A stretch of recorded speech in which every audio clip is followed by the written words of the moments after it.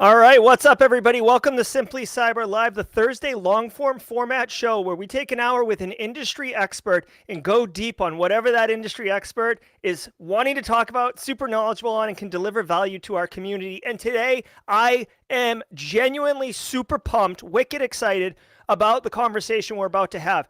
Eric Capuano, featured there, I'm mirrored. Eric Capuano, right there, is an long-term, 20-plus year cybersecurity industry professional. He's the CTO at Recon InfoSec, did a bunch with the Air Force, but the guy basically, like, he should be a Smurf. He's so blue that he should be a Smurf. He knows detection engineering, SOC analyst. He knows the entire side of the house. That would be everything security operations. And he drafted this incredible 4-part blog series on how to build a home SOC lab, in response to people walking up to him and saying, Eric, you're amazing at SOC stuff. How do I become a SOC analyst? Well, guess what? This is step one, day one on what you need to do. I have put together a video walking through the entire process, step by step, click by click, and we're going to have that on stream. And the point of this video today is for Eric to comment, add depth, add context to the parts of the blog through the video on what you should be seeing. Why is it important? What could you do different here to really, turn the ratchet up and get really bananas? Also, and this is an exclusive opportunity for people here, so I'm super pumped that you're here live with us. Eric will be answering any questions that you have. Now, let's keep it to the SOC world, please, right? But he will be answering your questions. That kind of access is unbelievable. I can't wait. We are going to have such a killer episode today. Let's not waste any more time. If you have questions, put them in chat. We will not be doing chat on stream like we normally do today, but I am monitoring chat. Hopefully the mods are monitoring chat with me. We're going to have a banger. Let's go get Eric.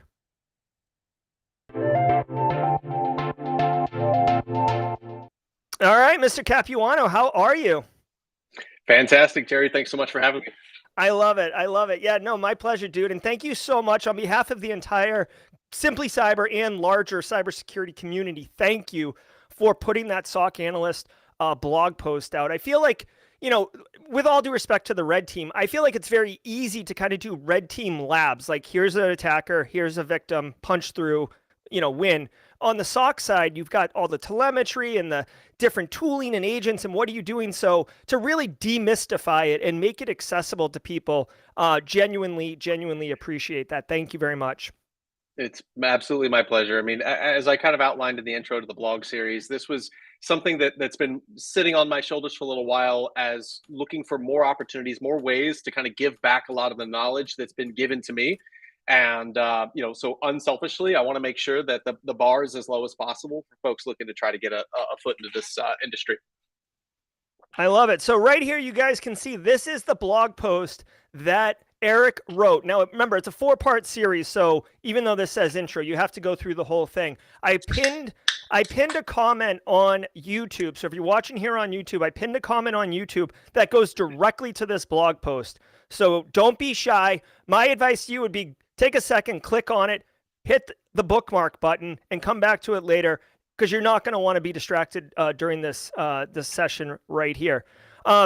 So Eric, really quick, I do want to get right into it, but I do want to ask you, what is a kind of a challenge or a mistake or an issue that you see very, very common among people who are just starting to want to become SOC analysts? Because I'd love to knock out that right away and give huge value to the community before we dig in.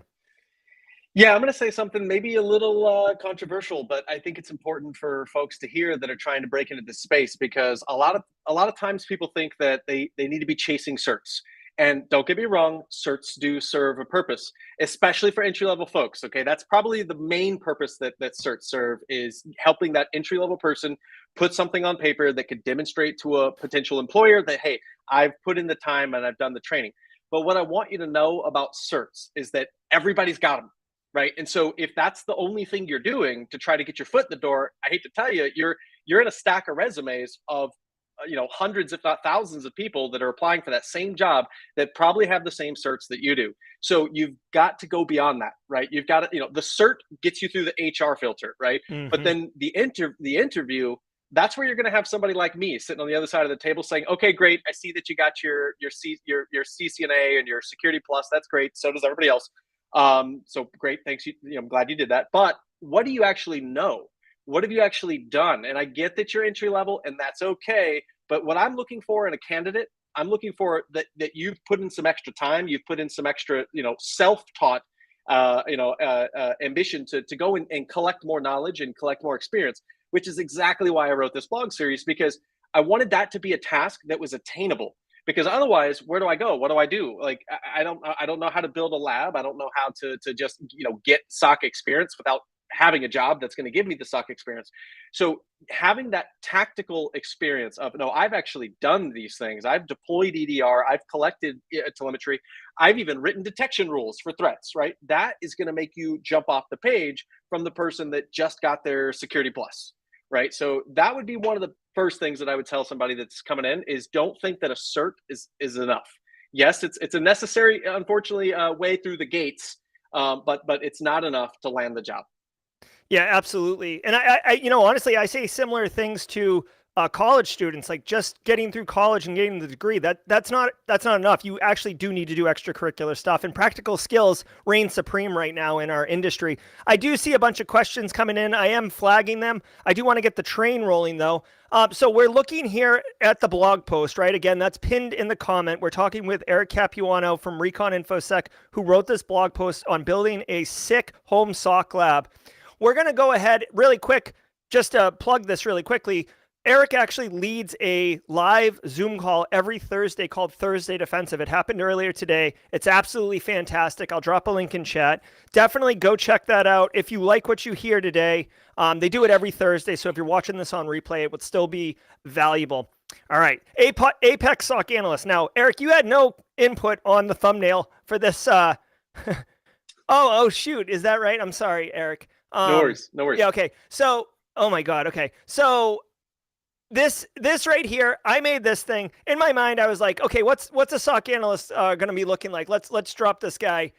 So I've got this two-headed thing coming out of nowhere because, it's complicated on the SOC side. But here is the actual video. Now I'm going to hit play. The music's, the audio is muted, so you won't hear it. And I can share this video, obviously, with you guys. But we're going to hit play and start rolling through. And Eric, as it happens, if you have commentary, we can pause it. We can let it go. It's going to start off just like your blog post, installing on the virtual machines. I've gotten a lot of questions. Can I use Oracle? Do I have to use these machines? Can you speak to that? Yeah. So there's absolutely no reason that you should have to use just VMware, right? For instance, VirtualBox is a great option because it is free, whereas VMware it's freemium. You can use VMware for free, their player, but it's very light on features. The VMware Workstation has a lot more features. The reason that I steer folks that way is because I'm going to tell you, I would consider spending the $100 or whatever to go ahead and buy that VMware Workstation license, because folks, in your job, whether it's defensive, offensive, whatever, in InfoSec, you will be using virtual machines all the time. My SOC analysts use virtual machines all day in their daily job. Now, obviously, we are paying for those licenses for them, but here you are up and coming. $100 is a low bar to get you a very useful tool that's going to help you for years to come. So that's why I steer you towards VMware. But know that you can use other options. VirtualBox is a great one. If you're on a Mac, you could use Parallels. So you're not shoehorned into VMware, but it's one of those enterprise grade, everybody knows it. It's universal, well supported, and you'll have fewer issues in my experience with VMware. I love it. I love it. I'm moving the screens around just a little bit. I've gotten some feedback from mods saying that they want the full screen and still be able to hear you, so that's good. We are going through right now and just configuring the box with the correct permissions and stuff. Every single mouse click is in here, so you're definitely gonna love that and get that going. Let me look. I'm gonna keep this playing and see mods. If people have questions in chat, please flag them for me so I can kind of manage all this. What about, here's another question. People were asking about VirtualBox versus VMware, right? So not just the VMs themselves. Is this what you were just referring to about investing in VMware? Yeah, then I might have misunderstood the question. Yeah, so I've kind of spoken now to the difference between VMware and VirtualBox. Both great options. You're not going to go wrong with them. You just whichever tool you choose. Obviously, you're going to have to master that tool. Each one's going to have its little quirks and its little intricacies and weird things that you'll have to figure out. And so, whichever one you pick, stick with it because you'll become a pro with it, and that's fine. Now, speaking about the virtual machines themselves, Mm-hmm. now the two virtual machine options that I make available in this blog series, it was with the intent of making this as easy as possible, right? So, instead of you having to come up with a Windows ISO and all that stuff, I say, no, you don't need to do any of that. Just go straight to Microsoft, download this ready to go virtual machine, fully, it's legit, it's legal. It came from Microsoft, so it's not got any backdoors or malware. Well, other than Microsoft's own backdoors on it. And so it's a nice, clean way to get development VM. And folks, that's a trick I hope you remember for the rest of your career, because you will need a disposable Windows VM from time to time, and that is a way to get one in a pinch. Mind you, it's a 22 gig download, but otherwise the cost is nothing. Now, the reason I have you all pull down an Ubuntu VM, okay, versus Kali or whatever, is like Kali's a good option, but Kali's like pulling out, the whole garage full of tools when I only need you to have one tool, right? I didn't want all that other confusing stuff, and that Ubuntu server OS, meaning it doesn't have a GUI, a desktop environment. It's a much smaller VM. It's much lighter weight, and it uses less resources, because I also wanted this guide to be useful for somebody that's maybe got a 5, 6, 7-year-old laptop, with minimum resources. And that Ubuntu server OS is very small, very lightweight, and so it's very friendly towards those with less resources to play around with. I love it. Now, and that was an issue for a lot of people in chat during the preview earlier. So right now I've paused the video because I want to call attention to something really quickly, okay? This is a challenge that I encountered that is definitely worth mentioning. So I run a Windows machine, my main machine, Windows. I run WSL on that machine so I can spin, that's Windows, what is it, Windows Subsystem Linux? WSL. Yep. So Yep. I can run a Kali box, an Ubuntu box, basically like in its own little environment on my machine. WSL is very cool. The problem is, you'll see in a second, when you try to run up VMware, you get this error around starting the virtual machine. There is a PowerShell script that you need to run that is right there. And I put a link to that in the description below. If you are encountering that problem, you will need to hit this PowerShell script. Eric, I don't know if this is a common complaint that you hear from students or from people following the blog post. Yeah, sometimes. And what it is, folks, is that the Windows subsystem for Linux, which, by the way, it's not on your system by default. So if you pulled down the VM that I suggested, you probably didn't encounter this issue. Let me step back. It has nothing to do with the VM itself. It has to do with your host, your actual system, your laptop, your desktop, what have you. If you haven't already geeked out and installed and enabled WSL, then this is probably not an issue for you. But a lot of folks have. And what that is that's basically like a little virtualization container on your Windows box so that you can run Linux inside your Windows box, which is awesome. It's a great tool to have. But now you have a virtual hypervisor on the OS. And now you're installing another hypervisor with VMware, and they don't get along very well. And that's why you've got to turn one off in order to use the other. It's kind of a headache. Hopefully not too many people had to encounter that. Yeah, I forgot to account for the fact that you'd have to nerd out and mod your Windows box. But just in case that was something you encountered, I want to make you aware of that.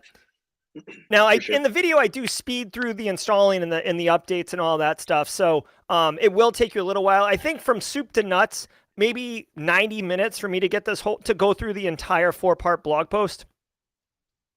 Yeah, but one thing I want to say though, because it's relevant to that thing we just saw, right, where you encountered this issue with the virtualized, the system. Folks, I want you to know something that it's almost a brilliant design that any guide that you might follow, to include mine, even though I've tried to think ahead of all the little issues you might have, it's impossible to plan for every possible issue you might encounter.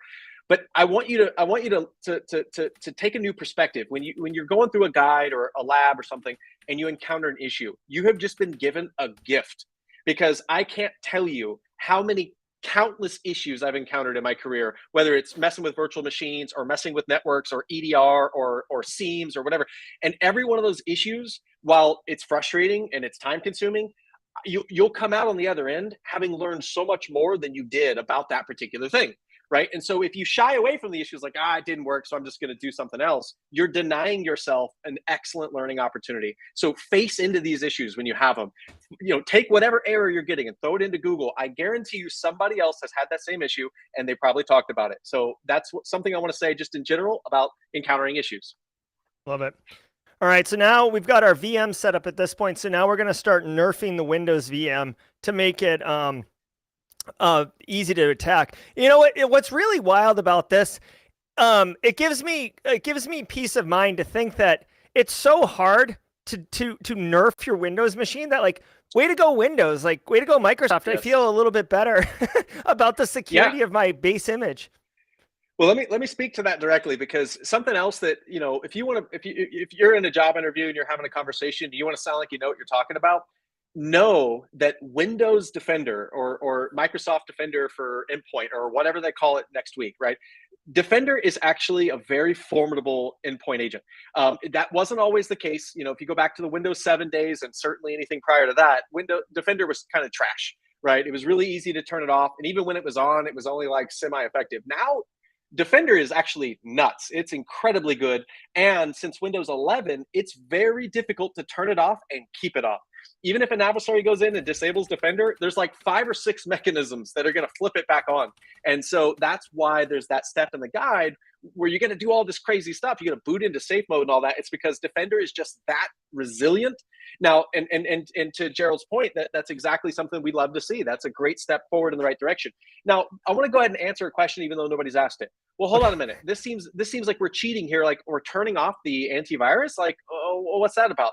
Well, remember, at the end of the day, we're not in the business of just trusting that our controls are perfect and forget about it now. We have Defender. So why do we even need a SOC? Why do we need a SIEM? We have Defender, because nothing is bulletproof. Nothing is the silver bullet that's going to stop threats. So for our learning purposes, it makes perfect sense to look, let's disable this control, because let's pretend that it's not effective in a particular scenario that we may find ourselves in. So take that control away from us. Right now, what do we have? Now, this is where you and I get paid the big bucks to look at this, look at the telemetry and figure out what's going on, instead of just hoping that Defender or Carbon Black or Cylance or whatever has us covered. Borderline Behemoth has a question in chat that seems interesting. He said, or she said, should I wait to do this lab until I know more about networking and messing with VMs? I'm reading about networking, so it seems early on in the path. Do you think you should understand networking first?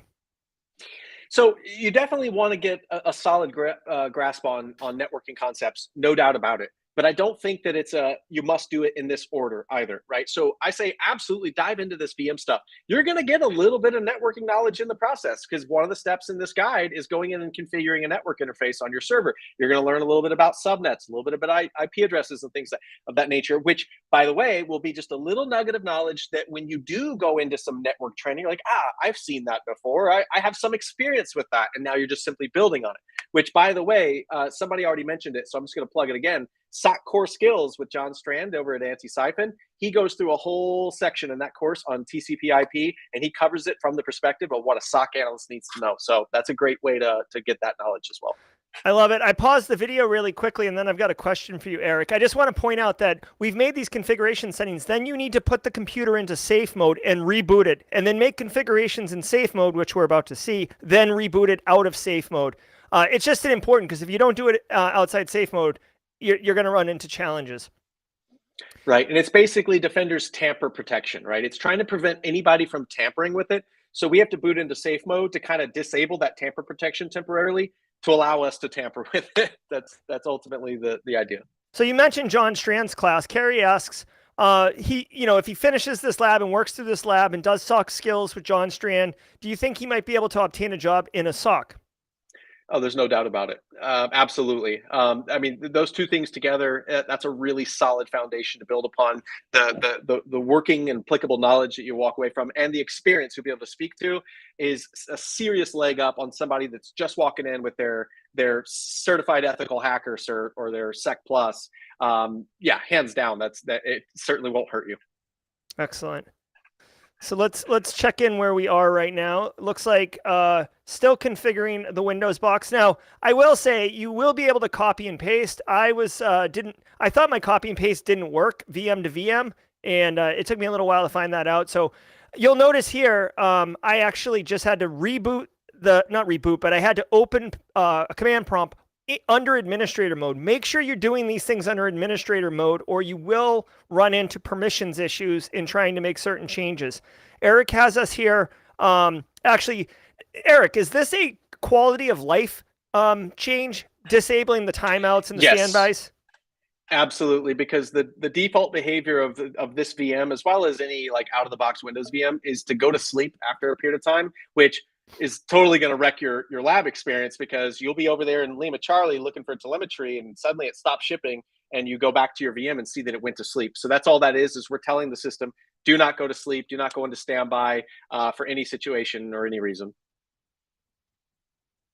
Yeah, a lot of people are signed up for the SOC Score Skills. Every time I see John Strand mention it on social media, I repost it or reshare it or whatever it's called when you do it again. Definitely cool. Duke Norris wants to know, where and how would you put top 1% and try hack me? That's interesting. You see a lot of people putting that on their resume. You mentioned earlier about interviewing people. Eric, where do you put that?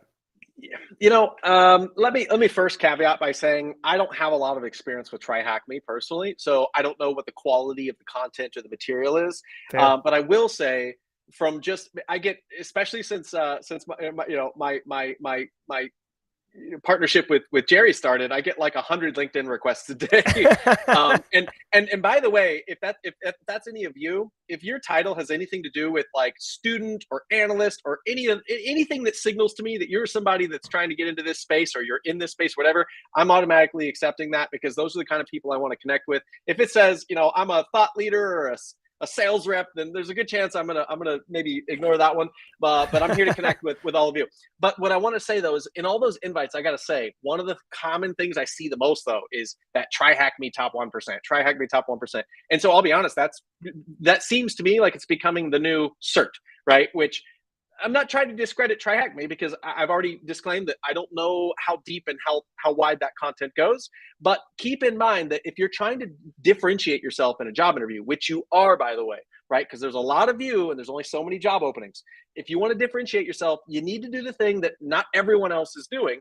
And hands-on, applied knowledge is the best thing, I think, in my opinion, that you can do to set yourself apart in a job interview. Because saying, I've done a bunch of CTFs, okay, that's good. But saying, no, I set aside some time in my home lab, built a lab, set up an attack box, set up a defense box. Okay, now I'm listening, right? Because you know what that shows me? That shows me that you're demonstrating some passion for the subject matter. You're not just saying, well, I don't have any experience, that's why I need a job, so I can get experience. Well, okay, but having somebody that at least understands the fundamentals. So if Try Hack Me has some activities that are kind of in line with the types of things you'll be doing as a SOC analyst, then sure, add those things. But saying you're top 1%, okay, but top 1% of what? Anybody can Metasploit against a box and get a shell, but that doesn't even really matter to me in a SOC, right? I want to know, yeah, great, you're familiar with that concept, but I really would love to know, how much detection engineering have you played with, right? How much telemetry have you looked at, right? The things that my SOC's doing, how much of that have you done? And if that's not really a solid overlap with Try Hack Me, I'd maybe reconsider if that's where you spend all your time. So to that point about resumes, Eric, I had asked Eric before the show started, hey, what would be really awesome? Like this blog post, this video, they're already amazing value for people in the community to build a lab and really take it to the next level. But what would be really sick is maybe some resume bullets that you could add after you've completed the lab, genuinely completed the lab, and done the detection engineering, and really appreciate what it is that's going on, and actually perhaps created a couple of your own detection rules and stuff like that. So Eric, I asked you that question. Can you give all of us the answer you gave us, please? Yeah, you bet. So again, you know how they always say, dress for the job that you want to have, right? Well, decorate your resume for the job that you want to have as well. Just having a whole bunch of generic, cybersecurity stuff, you're going to be in the middle of the pile. But if you start speaking the language of the job posting is probably going to talk about things like SIEM, like EDR, like detection engineering, YARA rule authoring, and that kind of stuff. Then build relevant experience working with those concepts, right? So, simply following my blog series actually touches on several of the key things that a SOC's looking for, right? I want to know that you've played with some virtual machines. I want to know that you know how to deploy sensors. I want to know that you know how to ingest telemetry into a SIEM. And then I want to know that you know how to use that telemetry in the SIEM. Do you know how to get in there and query for IOCs? Do you know how to, zero in on a specific event and a timeline, and then, work both forward and backward to kind of understand, well, okay, that's where the malware executed, but obviously it didn't execute by itself. Can you sort of work out what happened, as the industry says, to the left of boom, and then work out what happened to the right of boom, right? Boom being the thing that you detected, but obviously there's things surrounding that, right? So demonstrating that you have the knowledge of working through large data sets, which, by the way, even following this lab, that's a large data set. I know it's only one VM, but anybody that went through that lab and then sent the logs to Lima Charlie, now you know how busy a single Windows system is. It is just endless logs, endless telemetry. So you're getting experience working through huge data sets to try to find needles in the haystack. And that's the kind of experience that lands you a SOC job, because that's what a SOC is doing day in and day out. Just multiply that telemetry by thousands, right? But if you understand that methodology, it doesn't matter if it's 10 systems or thousands of systems, the approach is the same. So speaking to that, putting that experience on your resume, have worked in SIEM, have deployed EDR, have written, detection and response rules, and as I continue to extend that blog series, by the way, part 4 did drop just after Jerry did his walkthrough. Yep. I'm even getting you into writing response rules, meaning don't just detect a threat, but do something about the threat. Having that kind of experience under your belt, folks, I'm going to tell you right now, that would immediately set you apart from anybody that's entry level trying to get into SOC work, saying that you've actually taken actions. You've written automated response rules. Now, also demonstrating your familiarity with the caution that goes around that, which I do outline in that post as well. Yeah, and I see it. There's a lot of great questions coming in. I'm going to flag them, and if we don't get to them right away, don't know that we got them. Eric, installing Sysmon. Can you? I think. I tell us a little bit about Sysmon and how important it is to SOC analysts and people want to be SOC analysts. Yeah, definitely. So folks, Sysmon is one of the greatest things that ever happened to Windows. It is not default part of Windows, but it is officially maintained by Microsoft in their sysinternals suite of tools, which I'll tell you, sysinternals is a whole other conversation. There's a whole lot of really awesome tools in sysinternals. Unfortunately, there's a couple of them that are often abused by adversaries, but that's a conversation for another day. But Sysmon, okay, so Sysmon is this really lightweight, small agent you drop on a box. It runs in the background as a service, so it never makes a peep. And what it does is it generates telemetry. It writes to its own event log on the system of the kind of events that you would generally get from a very expensive, fancy EDR agent. EDR, like endpoint detection response. So, this top shelf stuff like Carbon Black and Cylance and whatever else. Sysmon can generate the same kind of events that they do. The only big difference between them is Sysmon's not going to do anything about those things. It's just simply going to tell you that they're happening. So I recommend to everybody, even if you do work somewhere that's got fancy EDR deployed already, Sysmon costs nothing, and nobody's ever had the problem of too much good data, right? You can have too much bad data, but Sysmon is really high value data. So having Sysmon on your box is always a good thing. I highly recommend it. Love it. So in the video, we've got Sysmon fully installed at this point, and I show in the video how you confirm that. Now we're going to install Lima Charlie as an agent and use the Lima Charlie portal. Eric, can we talk a little bit about Lima Charlie? This is a bulk of the lab, by the way, so yep. I'm going to let this run. Go ahead. Would love to. So folks, let me just first say, if it wasn't for Lima Charlie and the amazing platform that they've built and their free tier, I would not have been able to make this blog series, because anybody that's read the intro, you kind of got the little bit of a history lesson from me on what my approach used to be. Like if anyone had approached me and said, Eric, how do I get hands-on experience? I say, well, get ready to spend many hours building a lab, working out routing and firewall issues and all this other kind of stuff, building a SIEM like a Elastic Stack or Graylog or whatever. And, you're going to be 8 hours into this before you're even starting to maybe detect threats, right? So when we adopted Lima Charlie a couple years ago, we started running. We started, just moving mountains with capability, because essentially what they've done is they've abstracted away so much of the complex the complexities around shipping telemetry, writing a rule engine and things of that nature. And so their free tier makes it to where somebody with no credit card, nothing, could just fire it up, get 2 free sensors, drop them on a system, and start generating telemetry because it comes with a lightweight EDR agent. Now, that's the other magical part about it. So not only does Lima Charlie take away all the complexity of the SIEM aspect of it, but they also provide a cross-platform EDR agent. And when I say EDR, I mean EDR, meaning it doesn't just detect threats, it can be configured to block threats as well. So, the barrier to entry for an EDR tool, like if you were to reach out to Carbon Black and say, hey, I'm a student, I'm trying to learn more about Carbon Black, they'd say, okay, well, unless you're willing to buy 50 licenses at $8, I'm making up numbers here, but like there's a high bar here. Nobody can just like download a trial of one of these tools and just use it to learn. So the fact that now there's an EDR agent with a backend SaaS hosted SIEM platform that anybody can use and it costs you nothing, that's what enabled this whole blog series to even happen, so that entry-level people can start playing with this stuff and learning without having to spend a fortune on tools and licenses and all that kind of good stuff. Yeah, it is wonderful. I see Lima Charlie is in chat. So what's up, Lima Charlie? Great people. I've been working with Lima Charlie for a few years on a couple different projects. And someone asked him the question, does Lima Charlie mainly just aggregate things that Elk Stack or competitors would do?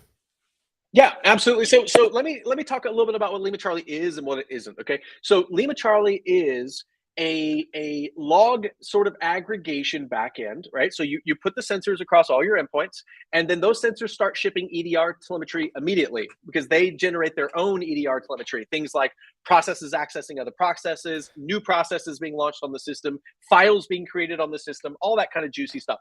And it's shipping all that stuff off to their infinitely scalable, cloud at GCP. And you can also configure that agent to then ship the native logs on the system as well. So your Windows event logs, sysmon, right? Syslog on a Linux box or whatever it is. So it's going to ship all those logs that you ask it to, and it's going to send it all up to Lima Charlie. So now I can go into Lima Charlie and I can query against all that data. And here's another cool thing. These guys do not charge by volume or throughput, so they don't care how much you send to them.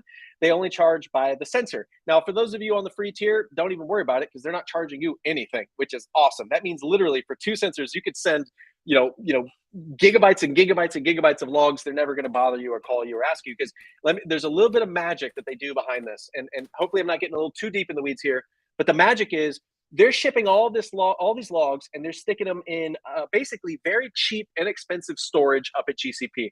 For those of you familiar with AWS, which I'm more familiar with AWS, it's like putting your data in S3 buckets, right? So it's very cheap to just let data just sit there and accumulate. So they'll store a year's worth of retention, a year's worth of logs from all of your systems, and that comes at no cost to you, or no extra cost or anything like that. It's just part of the package. So now I can query all of my logs of all of my systems going back up to a year. Right. So when the 0 day drops and you start getting attacked and I have an IOC of where the attacker is coming from, I can query the last year's worth of logs across my entire environment to find everywhere that this IP address has been seen, to see how far back does this breach go. Right. And that's super cool. Now, so that's awesome. That's fun. But let me also give you the other side of it. Right. What Lima Charlie is not all by itself is it's not a very powerful data sort of analytics tool. So if you've ever used Elasticsearch or Splunk, right, these big data tools like this, then you would come to Lima Charlie and you'd feel a little disappointed because you wouldn't have the same kind of powerful query capabilities that you're used to having. You can make simpler queries across a year's worth of data, but the cost for doing that is pennies on the dollar. Whereas if you were to stick a year's worth of data in a Splunk instance or even an Elk instance, a free Elk instance, it would cost you so much more to keep that much data for a year. So you have the cheap, inexpensive Lima Charlie 1 year retention. And then what a lot of teams like mine do is we twin the most important of the telemetry that comes in, like the EDR telemetry itself. We do twin that to a lightweight OpenSearch instance, which is just a fork of Elasticsearch.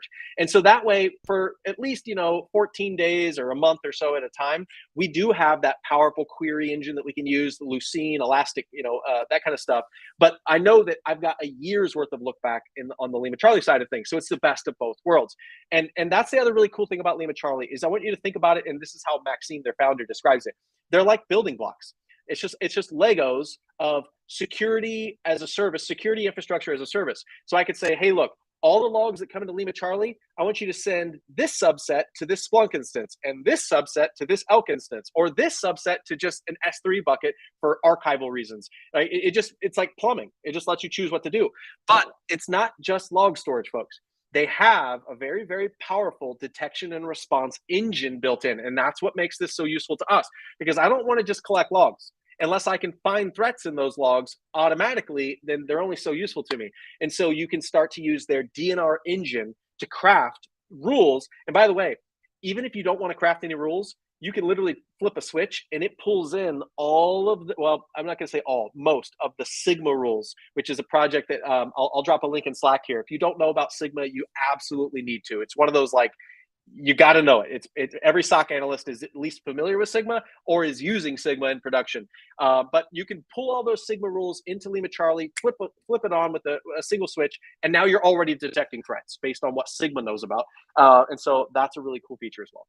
Yeah, absolutely. So Sysmon and Sigma, definitely two concepts to make sure that you have a good understanding of, in addition to this lab, which is really the whole point of having Eric here today on stream, is to go deep and give those context. So Eric, the next step we're going to do is get the Ubuntu system teed up with Sliver C2. Now, C2 post-exploitation framework, it allows you to kind of control your compromised assets.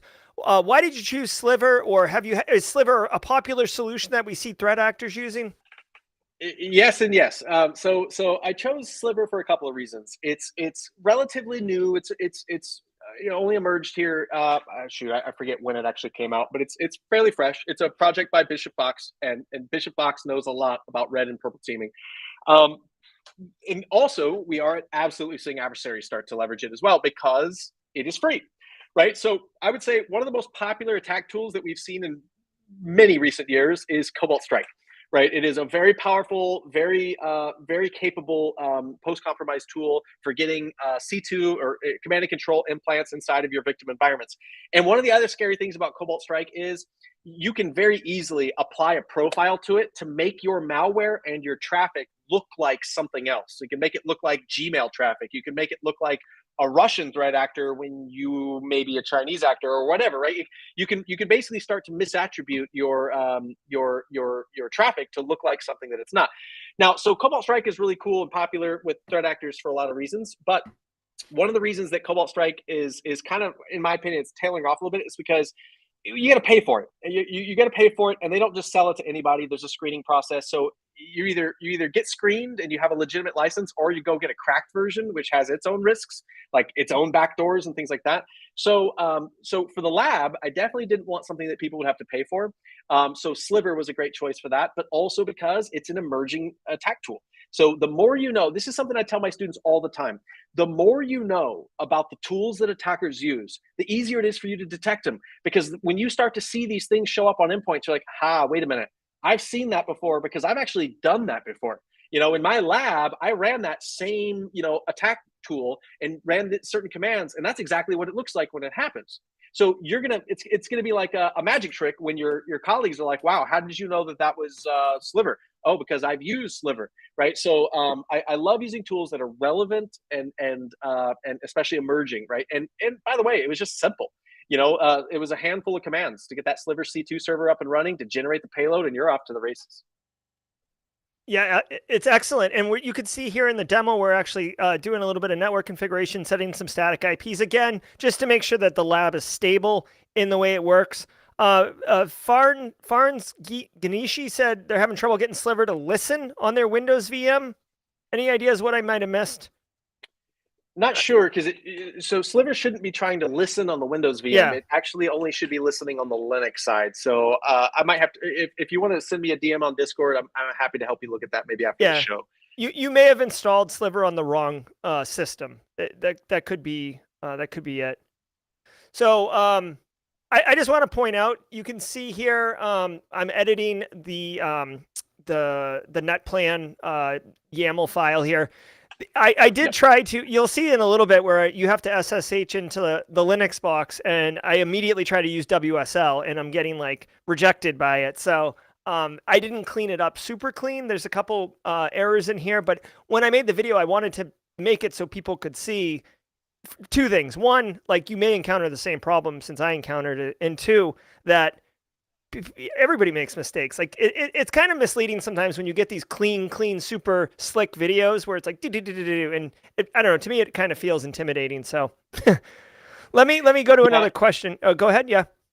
I was going to say, and just so everybody understands why we're doing this, we're setting the static IP just for convenience reasons, because especially if you continue to use this lab for other activities, which I hope that you will, you don't want that IP address changing on you, and then suddenly your C2 implant can no longer reach your sliver instance, right? So that's the main reason why we're doing this. Yusef asks, can this lab replace a security onion lab?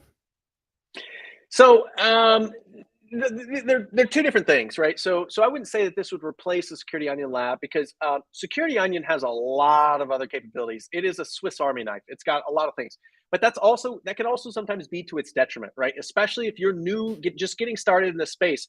If you dive straight into the deep end with a tool like Security Onion, if you're a really good swimmer, you might be okay, but it might also just completely overwhelm you with all of the things going on inside Security Onion, because Security Onion has evolved and matured significantly in the last several years. Like, it's got all these Docker containers running on it now, and so like you're gonna have to clear several hurdles before you're even understanding how this thing works, and then trying to like start to get value out of it.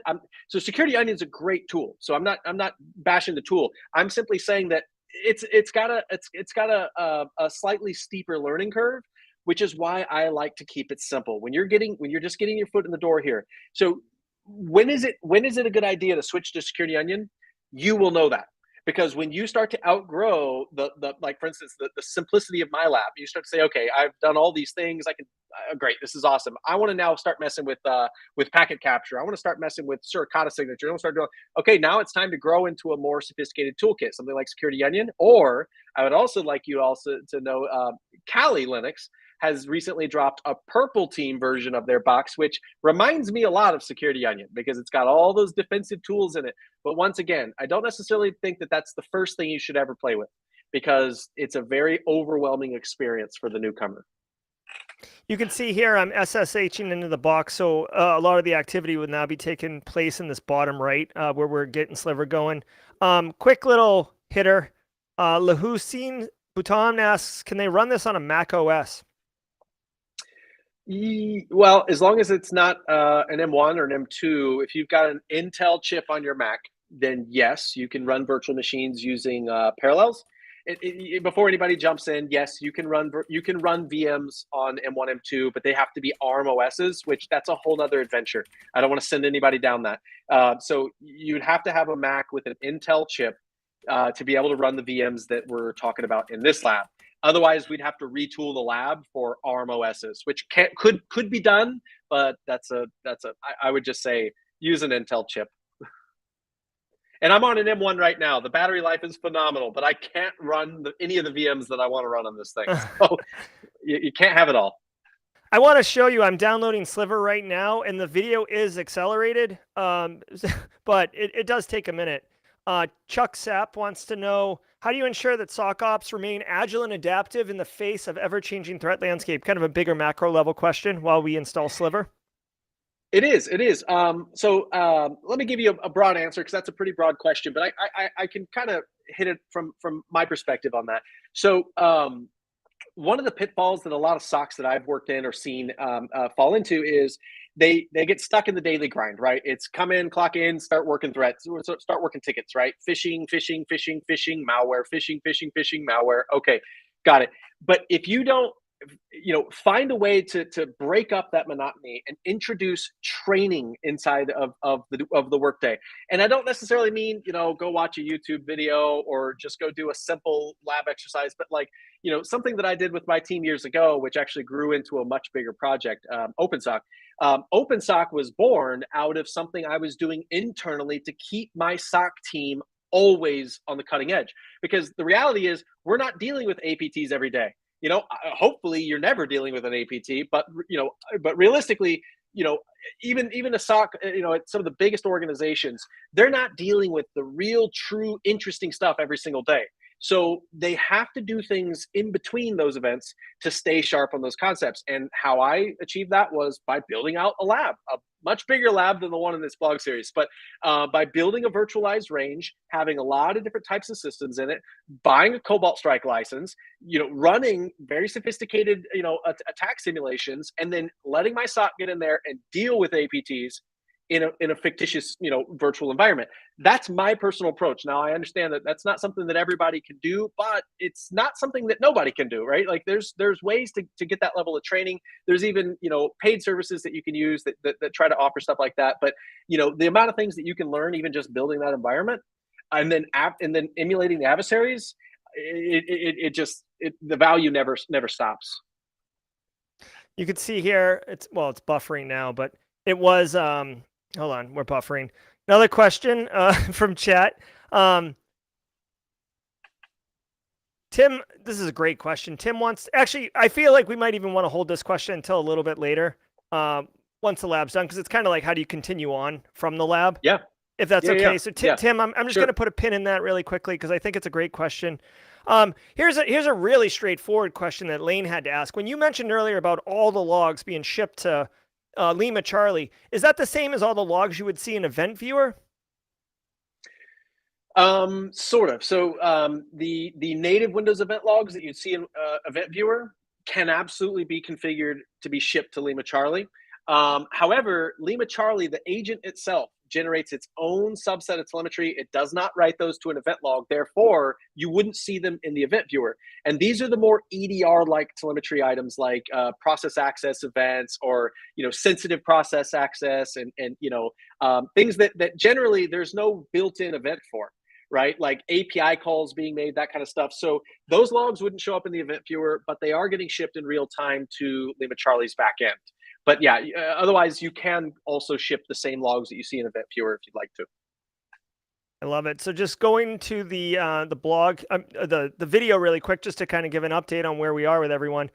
Sliver C2 has been installed. We've started a Python a web server basically on the Ubuntu box, and from the victim machine, we're pulling down the payload, onto the box, right? The C2 implant, as Eric referred to it earlier. And you can see now we're snapshotting the server because it's basically set up for attacking now. Yeah, I want to speak to that really quick. So that little clever trick that we use, that Python web server, there's a reason that I used that, because there's other ways we could have moved that payload from one VM to the other.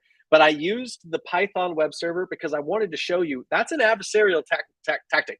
Not purely, but adversaries know and love little shortcuts like that, because it's a way that I could stand up a listener, a web server on this box with a single command and serve up anything. That could be a bunch of files that I'm planning to exfil or whatever.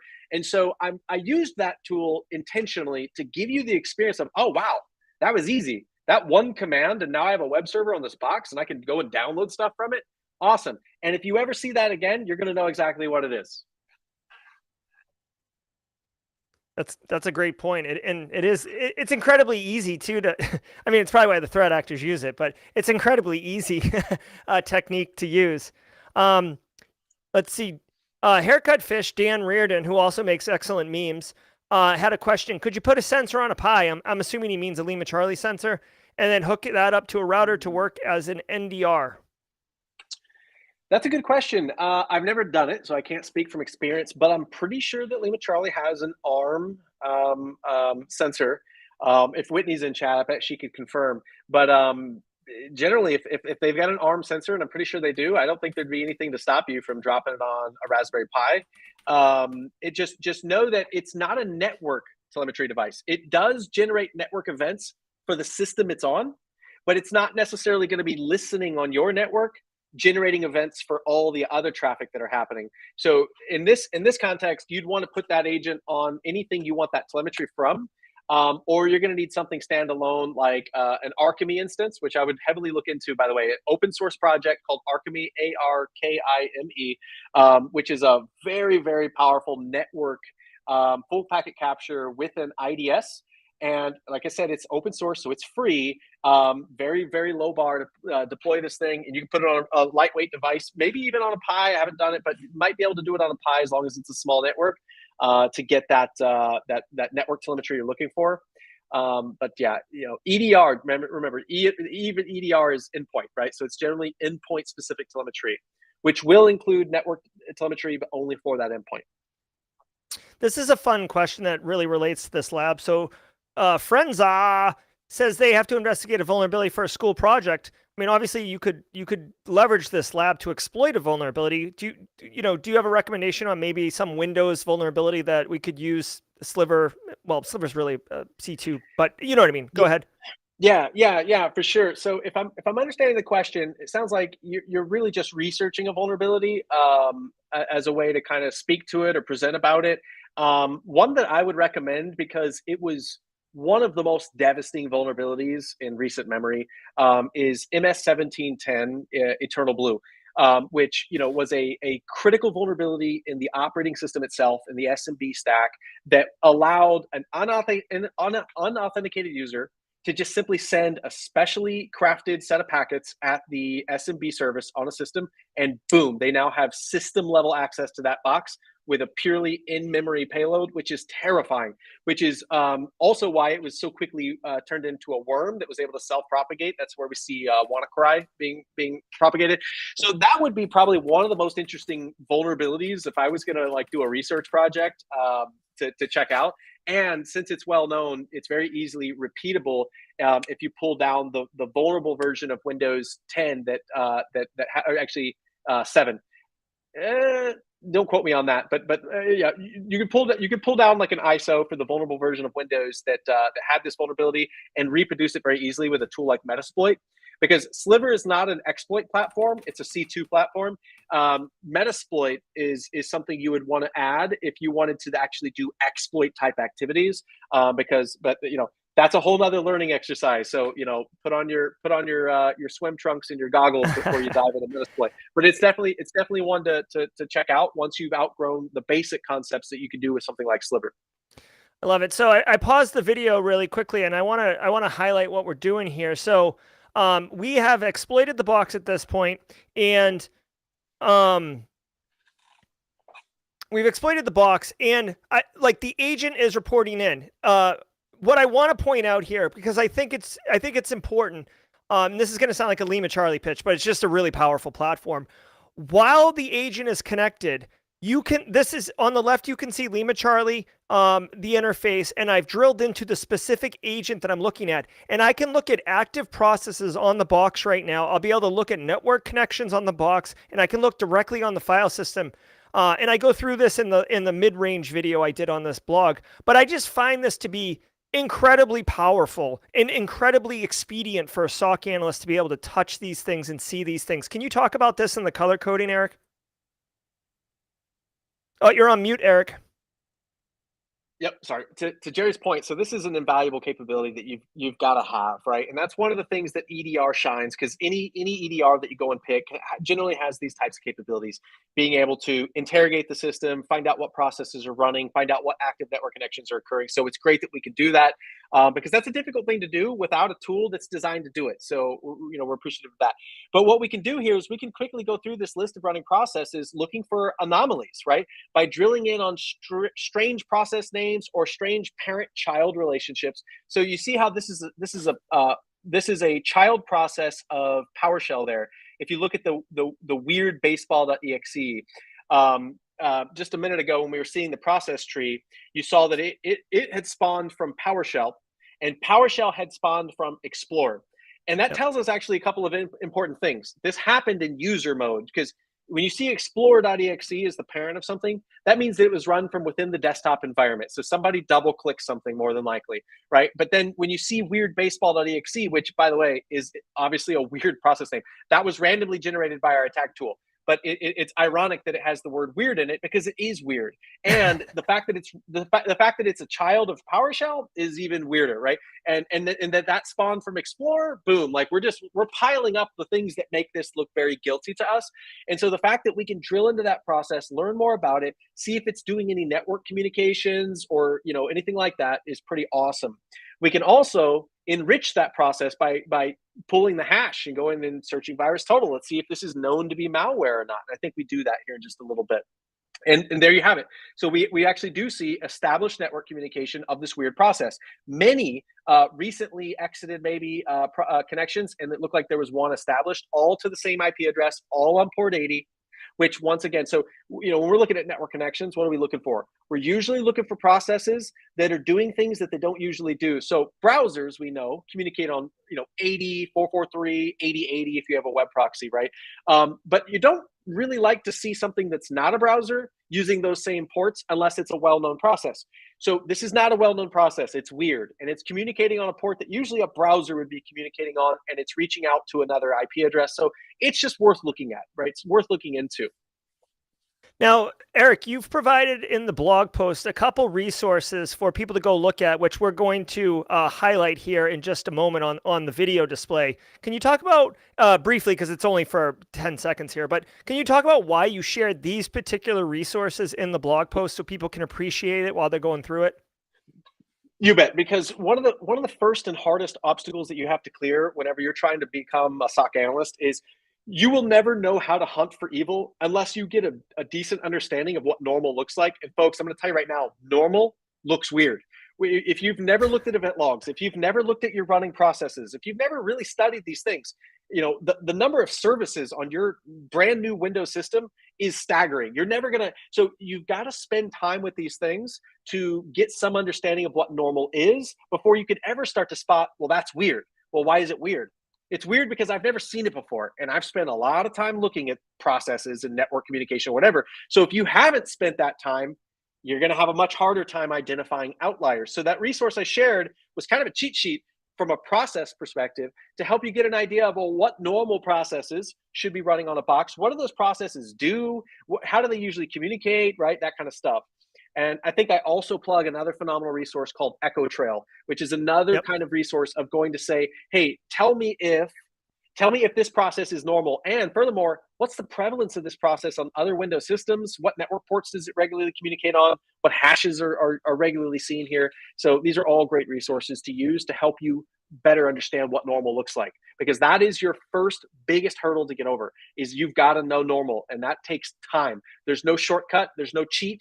You've got to spend hours and hours and hours looking at logs, looking at telemetry, looking at processes before you start to get that magic trick of, aha, there's your outlier. Wow, how did you know? Because it's weird to me, and I've spent a lot of time looking at this type of data. Eric mentions Echo Trail there. The use case, when he told me about Echo Trail, the use case that you should think of, or at least I thought of, on whether or not you should use Echo Trail, if you've ever found something running on your Windows machine and you Googled that name, that file, that extension, that DLL, whatever, if you Googled it, you probably want to try Echo Trail, because Googling it, you're going to get all sorts of this is a virus, this is how you remove it, and it's totally unreliable. It's the worst. Yeah, you don't really want to Google random file names, because you're gonna have to go through a page or two of spam or worse. So you want to have reliable tools to get the job done. Yeah, so right now we're looking in Lima Charlie at the timeline. This is basically the history log for that one Windows victim machine after the payload has made a connection through that tasty meatball or whatever it is, a weird baseball. Tasty meatball. So now we're actually gonna throw a proc dump. Why are we doing this, Eric, in the blog? Yeah, you bet. Because so proc dump is well, it's a lot of things. It's a sysinternals tool, by the way. So it's one of those abused sysinternal tools. But that's not what we're using in this instance. It's just named the same. We're dumping a process from memory. And one of the juicy processes that adversaries love to get their hands on is the LSAS process that runs on your Windows system, because LSAS is the local security authority that keeps track of all the secrets, sensitive information, like your password, or the password of accounts that are also running on this system, like service accounts, scheduled tasks that have cached credentials. And so if I can dump LSAS out of memory, I can then do some credential extraction out of that dumped memory space. So this is one of the easiest things that we like to look for, because attackers love to do it. Mimikatz, a whole world of credential dumping tools, will generally reproduce the same behavior of a weird process has just tried to access LSAS. And because Lima Charlie knows that LSAS is a sensitive process, it has its own category of activity for this called sensitive process access, right? And LSAS is one of those sensitive processes. And so what I love about it is when you look into this event, you can see, okay, here's the process that was accessed. It was LSAS, but more importantly, here's the offending process that did the accessing, and it was this very weird and unusual process. Now, let me give you a quick history lesson though in false positive tuning, because I'm going to tell you right now, if you just went into a SOC environment tomorrow and you said, quick, find all the processes that access LSAS, you're going to learn very quickly that a lot of processes access LSAS.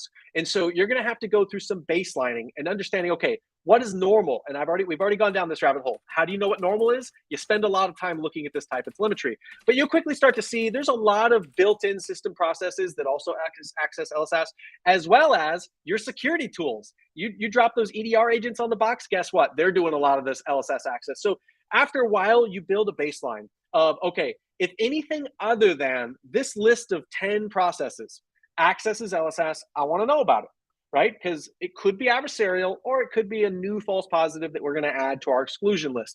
And by the way, that process of detect and tune, that is SOC 101. This is what SOC analysts do day in and day out, is they write a detection that as of today is a great detection. It only finds threats. And then suddenly IT pushes out some new software that triggers that rule and upsets it. And now what does the SOC do? You don't yell at IT for using the software, because guess what? They're going to do it. So you need to tune your rule to account for this new software that triggers your rule, right? So it's a constant OODA loop of improving your detections to make sure they're wide enough to catch threats, but also having a good set of exclusions for the things that are false positives. And you can see here in the video, let me bring this up really quickly. You can see in the video, it's very, very easy to create detections in Lima Charlie, to the point where you can literally throw it in your environment, highlight it, and click make a detection rule, and it, it does it for you. Very powerful. Jerry, I want to say one thing, because I don't want this to feel like it's a big Lima Charlie pitch. Just so everybody knows, like I'm not in any way affiliated with Lima Charlie in any kind of like send them business for any kind of kickbacks or anything. This was just a tool that I'm in love with, and because of the fact that it's free for 2 sensors, I could write a blog series for up and comers. But here's what I want you to know though. I didn't lose any sleep over using Lima Charlie here, because I knew that if you could master the concepts of Lima Charlie's way of doing things, guess what? This is exactly how a lot of these other tools work. I say all, but most of these other tools behave very similarly. So if you understand the logic required to write a detection rule in Lima Charlie, I don't care if you go to a Carbon Black shop, a Cylance shop, or Splunk shop, an Elk shop, you're going to understand the logical flow of, I know how to write a query, I know how to write a detection, I know how to write a response. And so just know that this isn't just going to be a limited set of knowledge that, well, great, so only if I go and use Lima Charlie is this going to be useful? No, this is universally applicable knowledge. Yeah, definitely well put. And free is, I feel like almost like it being free was one of the underpinning requirements for this lab. So anyone can do it. Love it. So in the video, you can see now we're going to throw the proc dump again, but we've configured the detection rule, so you'll be able to check it. So Eric, as we begin to reach near the end of the lab, I want to bring up Tim Marshall's question again to talk about how would he be able to build on top of this as far as introducing WannaCry and other and malicious things? Like where can you do after you do this? This is an epic question, and I hope that everybody kind of leans in for this response, because the question that Tim's asking here is how I hoped everybody that followed this blog series would walk away from it thinking like, okay, great, like I now have these building blocks. I've got these VMs. I've got this awesome free telemetry aggregator / detection engine. I got all these things. Now what? That's up to you. So what I'm hoping is you'll start to explore with, hey, I'd like to kind of know what would it look like if I ran a ransomware payload. Now, obviously, this is where you got to start to be very careful, right? When you start to play with real malware, because for instance, the sliver payload that we generated a minute ago, yes, that's technically malware, but you made it. You made it. You know what it's going to do and what it's not going to do, and so there's a little bit more control over that experiment. You go pull down a WannaCry sample. Hey, it's still a virtual machine, so there's limited, ability to do damage, but not zero, right? Not zero. So you want to be careful when you start playing with live malware, but I encourage that sort of exploratory mindset of what can I do now? because that's a never-ending journey. You should constantly be thinking of, well, what can I do next? I'm hoping that you'll go back into Sliver and run the help command and see all the other commands that you can do with that C2 payload and play with them. Try them out. Go read the Sliver docs and see how to use those different commands and see, and then as you outgrow Sliver and you realize you actually want to try some exploiting and things like that, all right, then pull down Metasploit. You can either install it on the Ubuntu box that I set you up with, or you know what, go ahead and pull down Kali if you're ready for the big leagues and you want to be able to say I played with Kali. Then go ahead and pull down Kali because it's going to have Metasploit and a whole bunch of other attack tools in it.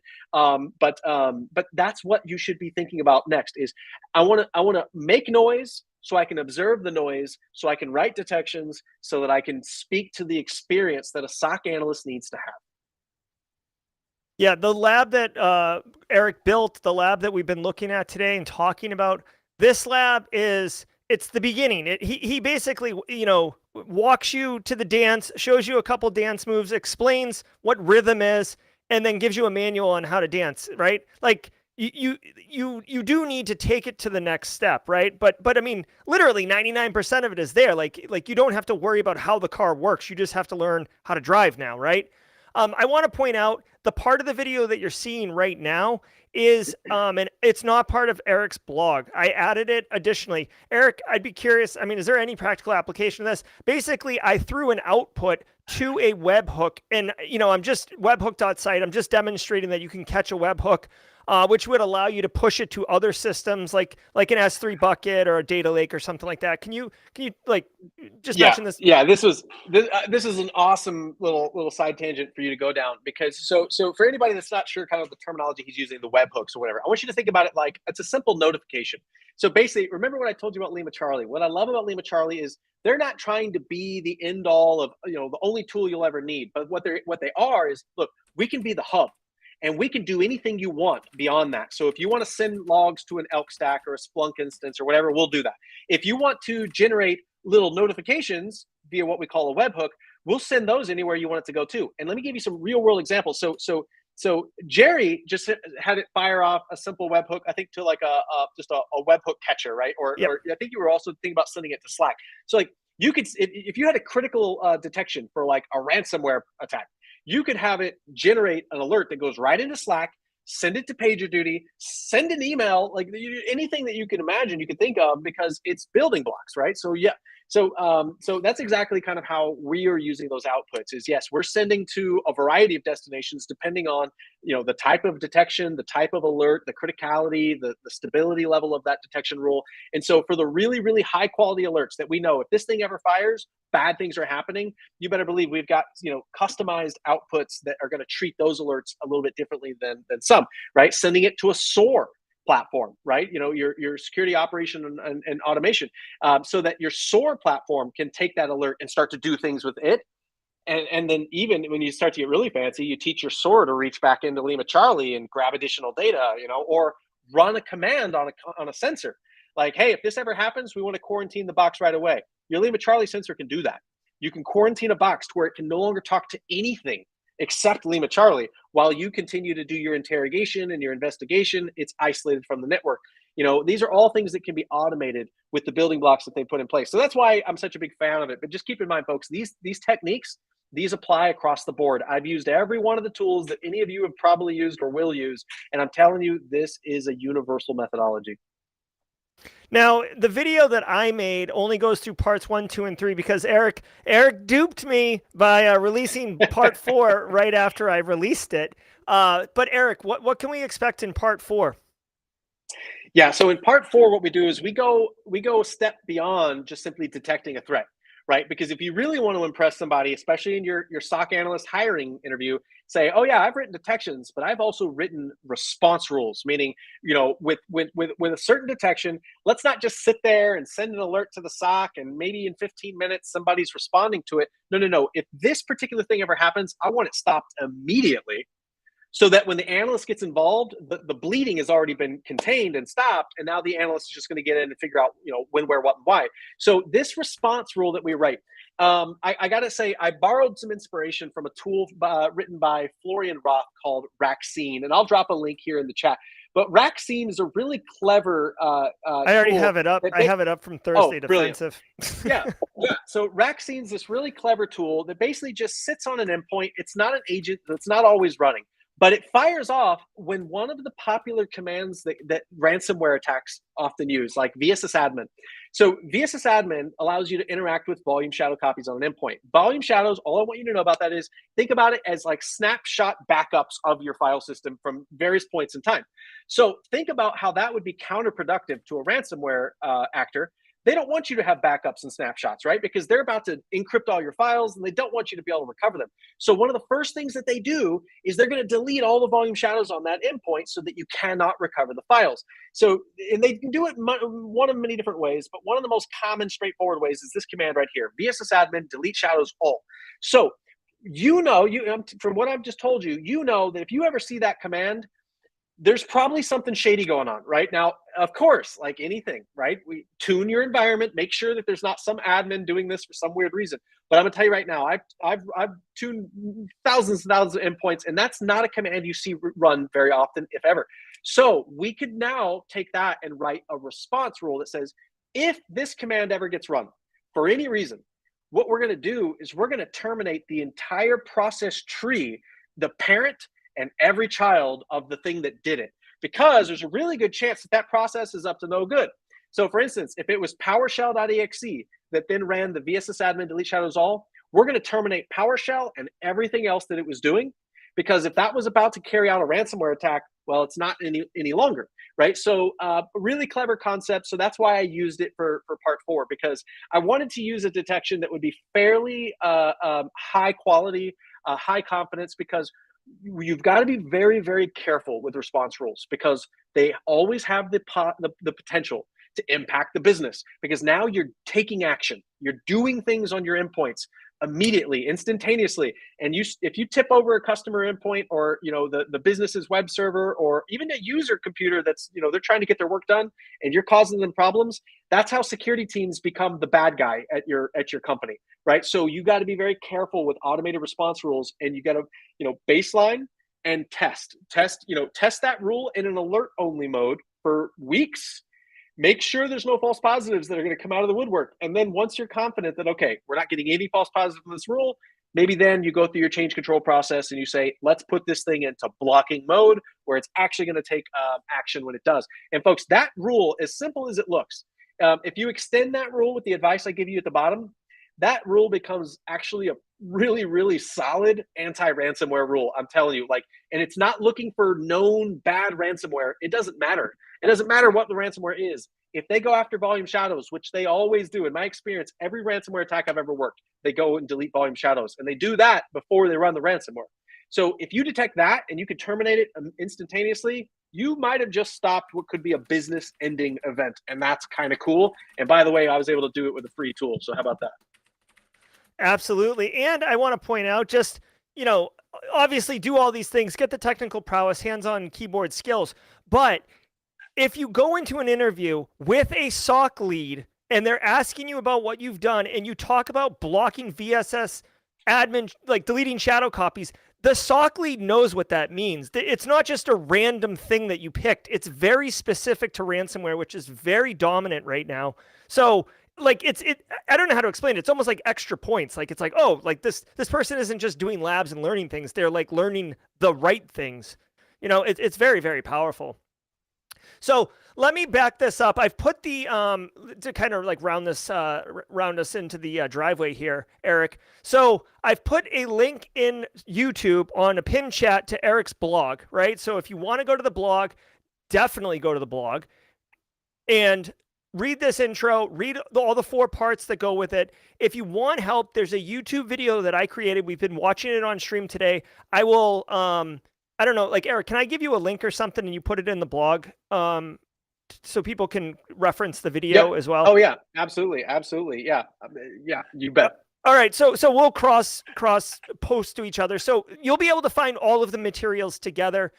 We have covered a million different things today. Eric has been absolutely crushing it. He did mention earlier connecting with him on LinkedIn, so definitely go out and connect with Eric. Share, join the Thursday Defensive, guys. It's just excellent. Again, I saw a lot of people in chat saying like, "Oh my God, like my mind's blown." Like, it's like trying to learn Chinese. You just got to listen to it, guys. Thursday Defensive. It's really, really accessible people talking.